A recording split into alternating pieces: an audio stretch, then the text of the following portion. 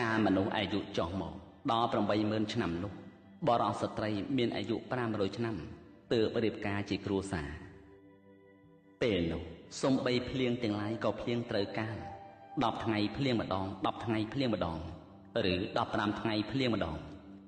នៅសម័យកាលនោះក្នុងចម្ពោះទ្វីបមនុស្សប្រុសស្រស់ស្អាតដូចជាទេវបុត្រ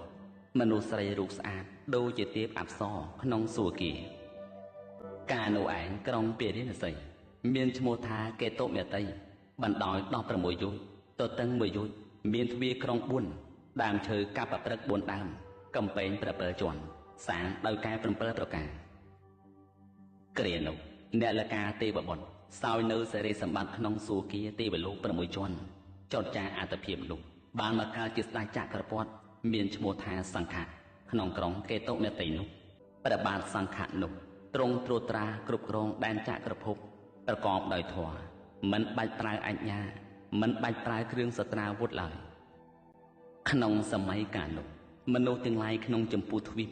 នឹងមានរោគធម្មជាតិ3គឺ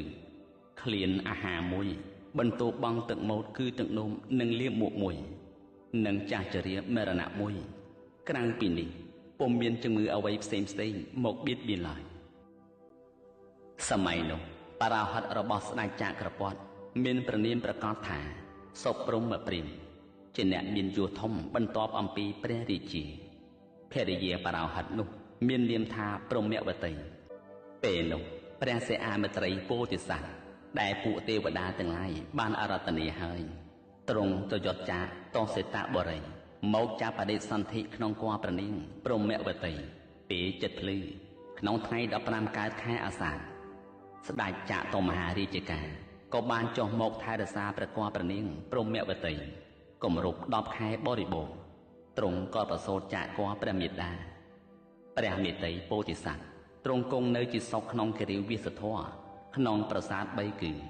សិរីវឌ្ឍនៈ1សទ្ធដ្ឋៈ1ចន្ទកៈ1ព្រះពោធិសត្វមានស្នំ10000នាក់គាល់បម្រើអគ្គមហេសីជាប្រធានលើស្នំទាំងនោះមាននាមថាចន្ទមុខីបុត្ររបស់ព្រះពោធិសត្វមាននាមថាព្រហ្មវឌ្ឍនកុមារ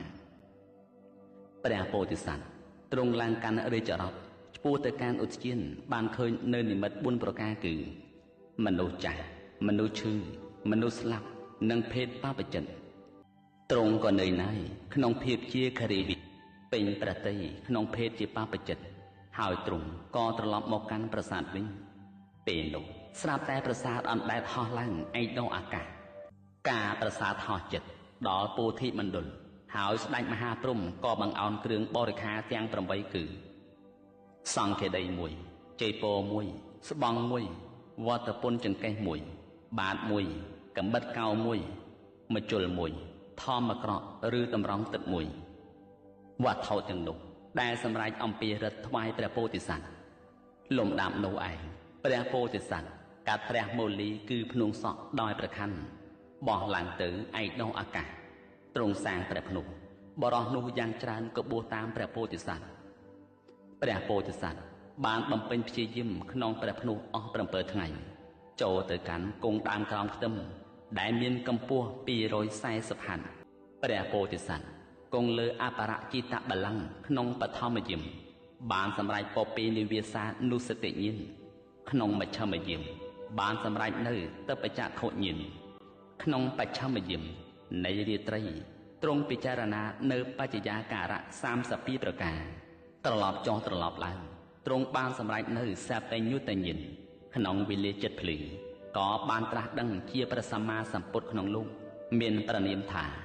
ព្រះអរិយមេត្រីឬព្រះពុទ្ធព្រះសិអាមេត្រីបន្ទាប់ពីព្រះអង្គទ្រង់ត្រាស់ដឹង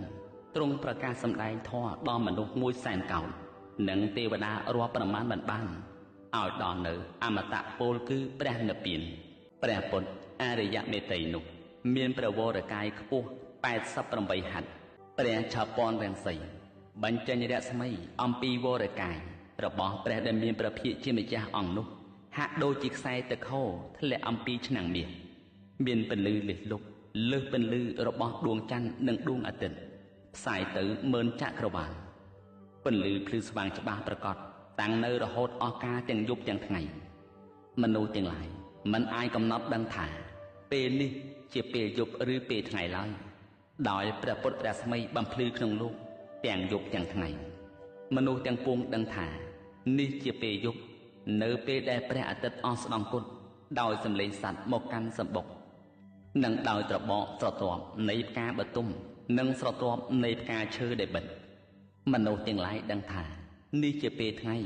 ជាពេលដែលព្រះអាទិត្យរះឡើងដោយសម្លេងនៃសត្វហៅទៅរកស៊ីដោយស្រទាប់នៃផ្កាបទុមនិងផ្កាឈើរីកឡើង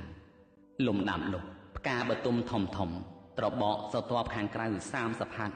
ស្រទាប់ខាងក្នុង25ហត្ថកេសរ20ហត្ថមានតង16ហត្ថលំអងកេសរផ្សាយទៅក្នុងអាកាសជ្រែកព្រឹត្តិពីរដោះឡើងរំចាំទទួលស្នាមព្រះបាទដែលទ្រង់ឈានទៅហើយគ្រប់ជំហាននៃការឈានរបស់ព្រះសម្មាសម្ពុទ្ធអង្គនោះក្នុងសម័យកាលនោះមនុស្សទាំងពួងមិនចាំបាច់ត្រូវទៅជួស្រែមិនទៅធ្វើចំការជួញដូរមិនមានរោគបៀតបៀនគឺសម្បូរទៅដោយភោគផលទ្រព្យសម្បត្តិនិងសេចក្តីសុខ